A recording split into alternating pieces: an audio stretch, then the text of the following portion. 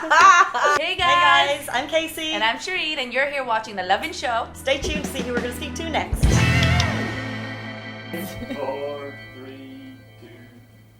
Hey guys, welcome to the LOVIN Show. We are here with the one and only Omar Albusaidy. Thank you so much for coming in. What's up? What's up? Thanks for joining us today. So Omar is an author, an Emirati author who's based here in Dubai, but will soon be moving, as you told Yes, us I earlier. cannot wait. And so Oh we're my here. goodness. So we're here to ask you a couple of questions, but before we do, about your book and obviously your writing and everything else Dubai related, but before we do, we wanted to ask you about your sneaker obsession. Yes. Because Casey noticed your You fabulous walked in shoes. with the most incredible kicks and sock game. Like these are on point, guys. Yeah, so look, I a lot of my friends know I'm crazy about like Yeezys and Air Force One and everything. But What are they? these are like Air Force. I like to get Air Force, and I like the I like the Yeezys as well, and also the Jordans. So Okay. these are all different pairs. So obviously the Yeezys are a collaboration between Kanye West and Adidas, and then Air Force and obviously Jordans are like Nike.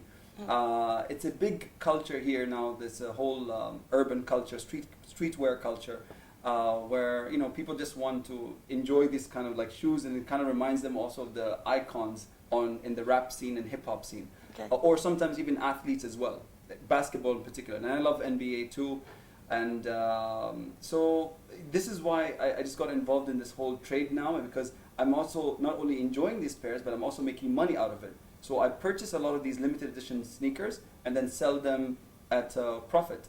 And what's the story? Like, do you keep them? Are these like unboxed shoes, or do you get to wear them and resell? How does it work? It's both. So sometimes I never take them out of the box. I just keep them, preserve them, and sometimes I'll wear them for like a month maybe, and then I get bored and like, okay, forget it. I'll just sell it. Yeah. Love it. It's such a scene. Or sometimes some people keep them for as long as possible because they know in a couple of years from now the price will like shoot up. Okay. And it's a big deal, especially if you keep it and you preserve it in the box and everything else. It Of can all the stay tags, for almost like all with the like time. a Louis Vuitton or other Yeah. designer bags. Yeah. So That's it's a crazy. huge market here in the UAE and also in the Gulf region. I've seen a lot of sneakerheads also in Saudi Arabia. And by the way, it's between men and women. Even today, you see a lot of Emirati girls wearing the abaya and wearing their abaya with sneakers. Like they don't care about heels anymore and whatever. Like it became a massive trend. That's why you see also these other big brands like Gucci, Balenciaga. They're making sneakers.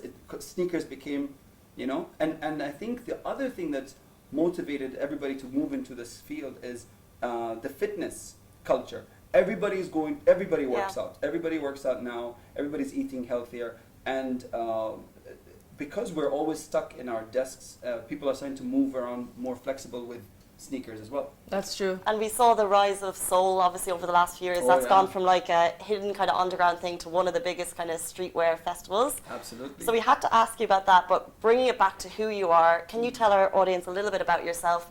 You're about to do the Fulbright, but take it back to the start. There's a very famous quote by Mark Twain. He says there are two important days in your life: the day you were born and the day you find out why. So my why, my purpose is, I tell people I'm an educator. I currently I sit on the board of a school called James Wellington Academy. I'm a visiting lecturer at several schools and universities, and published a book which is called Just Read It, and I've also published several articles, and I have a second book coming out very soon as well. So for me, it doesn't maybe show sometimes in my personality or my social media, but I love education, and the fact that I'm going to go off to the US very soon as well to continue my master's, and hopefully I get a chance to do my postgraduate, so my PhD, and become a full-time professor at the university. This is what I want to do. Oh, so that's what you really plan to that's actually. it. That's Not the end goal. business, not work in government, nothing. That's incredible. If I can become a professor, that's my field. That's your dream. Yeah. That's amazing. But taking it back, so what is the book about? Just Read It. Could you tell us a bit more about that? So Just Read It is a self-help book for which it has a collection of reminders on social and emotional intelligence. These are all points that you are either taught at home, in school, in religion, in life. All I did is I Omarized it. So there's a lot of infographics in the book, and it's easy to read. It's only 125 pages. And I wrote this because I used to lecture all the time in these universities about the attitude of an entrepreneur.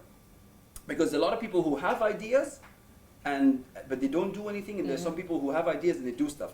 But there's this line in between. So there's some people who like they have the money, they have the idea, but they just don't go off and do it. So I targeted that segment of people, and then this book is literally it triggers something in them, and then they go off and they do stuff. And the reason I wrote the book is because when I speak in the classroom, I always encourage the students to take notes. But they never take notes. The class is always full, and all of them are like staring at me. Here, they have phones. Yeah. So then So one of the girls sitting in the front, and this was in Zayed University, I told her, I used to say like, why do you guys always come and no one takes notes? She's like, look, we like to listen to you speak, but we don't like taking notes. Why don't you write a book? I had no intention to I hope you wrote a note to her.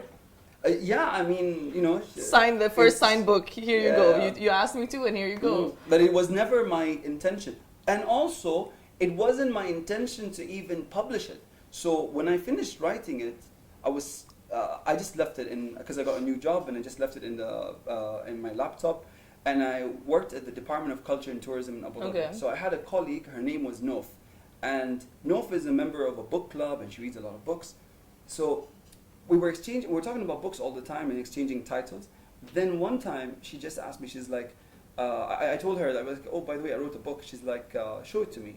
In 2 days, she came back, she's like, oh my God, you have to publish this. And I was like, oh, I can't be bothered, whatever. She's like, no, you have to publish this. So obviously I didn't do anything. On my birthday, I think I was like 28 years old maybe. I sit in my desk and I see this package and I open it, and it's like 7 printed copies of my book. No. Oh, that's so thoughtful. Friendship goals. I was like, what the hell? So it came, it was printed, it was edited, it was proofread, and I was surprised. And she did the whole thing. Everything. And I said, why did you do it? She's like, it's a really good book, you should publish it. Amazing. So then I actually took it to the publisher, it got published, and I spoke in like London and Germany and in Prague and I don't know, so many places around the world because of that book. Can I just say, I love the title. Yeah. Like, I really, really like it. Did that take a while to kind of get to, or how did you come about it? So she's the same person. Nof was the one I was talking to, and I told her, like, okay, even if just I publish read it, by the way. what do I, yeah. So like, what do I tell people that this book is about? Like, I don't know what to call it. I'm like, it's not really about business. It could be about anything, about life or whatever. So I told her, I'm like, honestly, I just want people to just read it. She's like, okay, call it that. I was like, what? She's like, just read it. I went online. I was like, okay, there must be a book called Just Read It online. From the millions of books, there's no book called Just Read It. Yeah. Amazing. So then I said, okay, fine, just read it. It was meant to be. I know. I was like, holy crap. So this is why I always say, women can make or break a man. I swear to God. Every single time. Controversial. No, it's so true. It's not controversial. It's true. Women can make or break, because if I look at everything that I've ever done, there's always been a female, because they have a way of pushing men. I swear to God. Otherwise, men, they're useless. No, seriously. Compared to women, they are like women. They have a way to drive men to do stuff. Okay. But otherwise, we're not that motivated. Do you have a lot of like strong female influences in your life? My mom and 2 sisters. Love it. They're awesome. Amazing. So they're like my rocks. How was their reaction to the book once they found out they it was liked published it. and everything? Yeah, my sister told everybody, all these celebrities that come through, because my sister works at Dubai Tourism, so she meets like everybody. Okay. She's Will Smith. Where I was like, oh yeah, my brother has a book, and so she told like, what's his name, Kevin Hart, all these guys. She just tells them all the time. My brother has a book and stuff, so it's cool. Okay. To wrap it up, we know you have a new book coming out. Is it a similar theme, motivational, inspirational, or are you going to change it a bit? It's motivational in the scene right now. So before in the UAE, we used to talk about entrepreneurship a lot. Now we're talking about tech and everything else. So this book is called Why Jobs Are for Robots and Life is for People. This is amazing. With the Guys, talk of seriously. AI and how it's going to change in the next 10 years, that's Absolutely. really, really interesting. Yeah, so I love it. And the whole point is, when you're at work, they always say we want to measure our employees' productivity. It's because you cannot measure a human's productivity. You can tell a machine, you can program a machine to produce, like for example, 1 phone per minute for 365 days a year. It will give you exactly that. Humans can't. We're hormonal, we're bored, we want to move around, we want to whatever, we waste. Productivity is for machines. creativity is for humans. So Love that. that is what you're supposed to be measuring. Like what we're doing right now.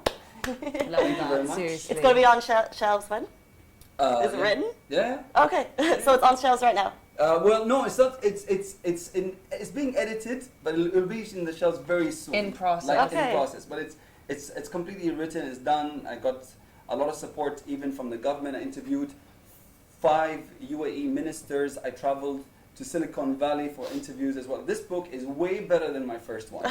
Oh, wow. Yeah, I Amazing. grew and matured in my writing. I think love that. Excellent. Better than the first, yeah. So before we actually give you the platform to plug this book, because I myself I'm very excited to read this when it comes out, and I Yeah. will just read it probably today. It's But- available everywhere on Amazon.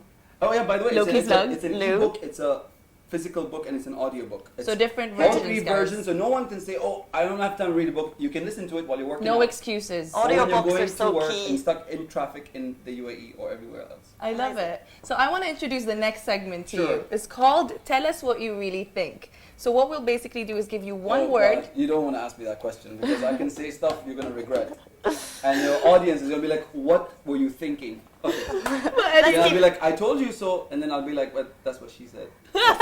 Let's keep it PG. Okay. Let's keep it PG. So tell us what you really think. We'll give you a word, brief thought, brief reaction. Okay. Cool? Okay. Shoot. Go for it, Case. Your mom. Beautiful. Mark Ronson. Don't know who he is. Tony Robbins. Been to his event at San Jose, San Francisco. Instagram. Too big though. Instagram. Him or the event? He's humongous. Instagram. I Oh. wish I could bought shares earlier. Oh! Expats. I love him. There was hesitance there. No, I love him. I love him. Dubai. City of Life. Sheikh Zayed Road. Terrible. And what about Love in Dubai? Oh, we all do. Oh! That's super cute. That is it for us today. Thank you so much, Omar Albusaidy, Thank you for very much, coming guys. here So and great. joining us. Great to have you. And you. guys, seriously, wait out for the book, the second book. What's it called again? Peace. Why jobs are for robots and life is for people. Get that. Thank you so much. Tune in next week for the